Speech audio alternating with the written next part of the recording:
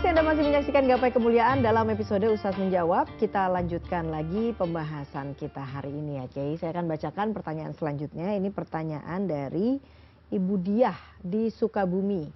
Pertanyaannya adalah, benarkah punya anak perempuan itu punya keutamaan tersendiri dalam Islam? Kemudian jika orang tua yang hanya punya anak satu-satunya adalah perempuan, apakah jika orang tua meninggal semua harta warisan jatuh ke tangan anak perempuan itu? Ya, yang pertama pertanyaannya tadi adalah keutamaan memiliki anak perempuan. Kaidah utama dalam agama begini. Banyak sahabat mengerjakan begitu banyak pekerjaan. Ketika mereka bertanya tentang pahala, Rasulullah menjawab begini, ajruka, pahalamu itu, ya biqadri ta'abika, sebesar apa payahmu. Gitu. Kemudian ada kaidah namanya al-ghanamu bil ghurmi. Semakin besar tantangannya, maka dia semakin berhak untuk mendapatkan keuntungan. Nah, dari sinilah lahir hadis-hadis Rasulullah. Kata Nabi, siapa anak punya anak perempuan 2, kemudian mengajarkan anak itu dengan baik sampai menjadi wanita yang solihah, menikah, bertemu dengan jodohnya, maka nanti Allah balas surga. Nah, Allah balas surga ini sebetulnya karena mendidik anak perempuan itu resikonya lebih besar daripada anak laki-laki. Boleh jadi kita sekarang kalau maghrib anak perempuan yang nggak pulang atau pergi kepikirannya luar biasa. Tapi anak laki kadang sampai jam 10 malam walaupun punya bahaya yang sama kan.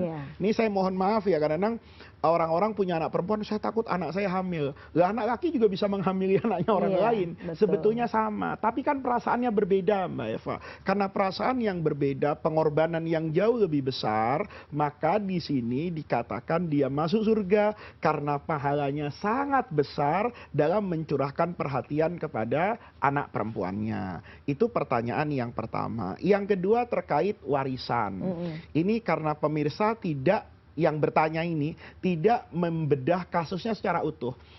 Perempuan di sini, anak perempuan, kalau cuma satu dan tidak punya saudara laki-laki, maka anak perempuan ini mendapat bagian separuh dari harta waris.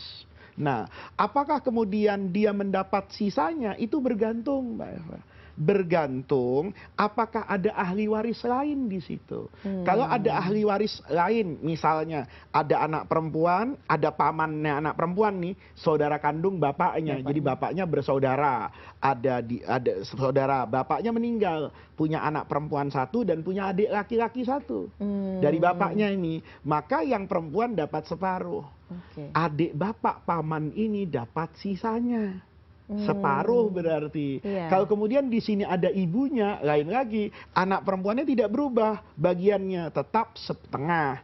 Nah, karena dia punya ibu, istrinya yang meninggal, istri almarhum, karena dia punya anak, maka turun bagiannya 1/8. Nah, nanti bagian-bagian yang lain itu bergantung apakah ada lagi. Nah, lain halnya kalau kemudian yang meninggal ini hanya menyisakan satu-satunya anak perempuan.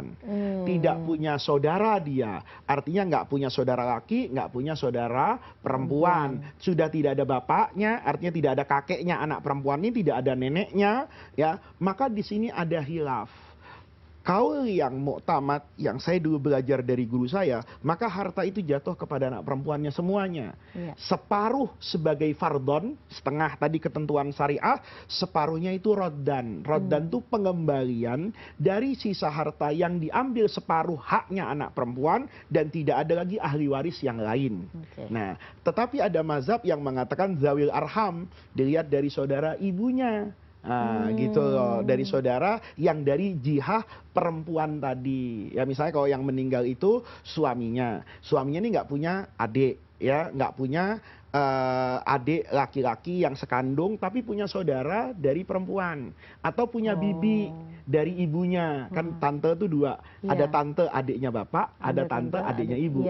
Tante adiknya bapak itu memungkinkan dia mendapatkan bagian waris gitu loh. Nah, tante dari ibu itu tidak memungkinkan untuk mendapatkan bagian waris. Tetapi ada ulama mengatakan namanya zawil arham.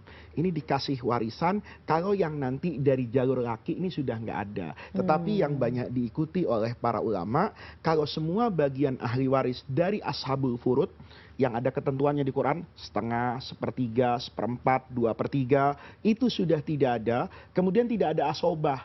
Asobah ini jalur laki, bapak, kemudian anak laki-laki, cucu laki-laki dari anak laki-laki, kemudian saudara kandung laki-laki yang satu bapak. Nah, terus paman dari bapak, kemudian anak paman dari bapak, terus kayak gini nih, itu sudah tidak ada. Maka yang perempuan tadi mengambil seluruh hartanya. Oke, baiklah. Baiklah, itu penjelasannya ya Bu Diah Sukabumi. Sekarang kita ke pertanyaan selanjutnya dari pemirsa Gapai Kemuliaan. Pertanyaannya, Kiai, biasanya beberapa masjid membacakan sholawat di waktu antara azan dan iqomah. Iya. Apakah hal ini dianjurkan atau diperbolehkan dalam agama? Iya. Dia diperbolehkan dan dianjurkan. Jadi jangan bertanya, misal gini Mbak Eva, itu ada contohnya nggak di zaman Nabi? Ada nggak sih perintah membaca sholawat di antara azan dengan iqomah? Yang perlu disadari oleh pemirsa bahwa antara azan dengan iqomah itu adalah waktu yang terbaik orang untuk bermunajat. Jadi misalnya nih ya, Mbak Eva punya hajat. Misalnya, apa hajatnya? Saya kepengen misalnya anak saya lulus ujian. Maka di antara doa yang paling bagus dipanjatkan itu antara azan dengan iqamah. Jadi begitu terdengar azan, azannya dijawab. Selesai azan, kalau ada sholat rawatib, misalnya 2 rakaat dia sebelum subuh misalnya, sholat fardunya sebelum subuh, dia sholat 2 rakaat. Kemudian setelah selesai sholat rawatibnya, kan dia untuk sholat fardu itu masih ada waktu sebelum qomat. Dia berdoa di situ. Itu adalah waktu yang paling baik. Nah, oleh karena itu sama sebagian ulama dibuatkan sholawat. Karena sholawat itu adalah satu-satunya ibadah Mbak Eva yang tidak mungkin ditolak. Gitu loh. Jadi sholawat ini mau sholawat asli, mau sholawat palsu, garing, itu Rasulullah tidak pernah memilih. Dalam hadis itu dikatakan, siapa orang yang bersolawat kepada saya, maka Allah kembalikan ruh saya untuk saya menjawab solawat tadi. Itu berlaku untuk semua solawat. Jadi kalau saya misalnya melakukan ibadah apapun, itu bisa diterima, bisa ditolak. Tapi membaca solawat kepada Rasulullah karena cintanya Nabi kepada kita umatnya, itu pasti didengar dan diterima oleh Rasulullah. Nah, karena ini waktu yang terbaik, maka ulama mengatakan, kekosongan ini yuk kita baca solawat. Dan yang paling penting untuk diingat pemirsa, sholawat itu bagian dari doa. Saya sedang berduka misalnya. Kalau berdoa atau apapun, saya tidak kemudian memiliki konsentrasi yang cukup dan hati yang kuat. Maka kata ulama, sederhana saja. Baca sholawat kepada Rasulullah. Allahumma sholli ala Sayyidina Muhammad wa ala ali Sayyidina Muhammad. Yang hafal itu misalnya. Kama shollaita ala Sayyidina Ibrahim wa ala ali Sayyidina Ibrahim. Dalam hati ngomong, ya Allah, saya bersholawat kepada kekasih hatimu, berilah ketentraman kepada saya di dalam hati. Nah, itu merupakan sesuatu yang disepakati oleh para ulama. Maka ketika kita melihat tradisi baca sholawat antara azan dengan iqomah, yang harus kita ingat itu, ini sedang diingatkan, jangan-jangan seharian tadi nggak baca sholawat, gara-gara masjid sholawatan, Mbak Eva dengar di dapur, oh iya ya, saya dari tadi nggak sholawatan, sambil goreng nasi mungkin baca sholawat, kan jadi baik gitu. Nah, itulah pemahaman kita tentang semua ibadah. Baiklah. Kita akan lanjutkan lagi Kiai, tapi kita harus break terlebih dahulu. Jangan kemana-mana, Gapai Kemuliaan akan kembali sesaat lagi.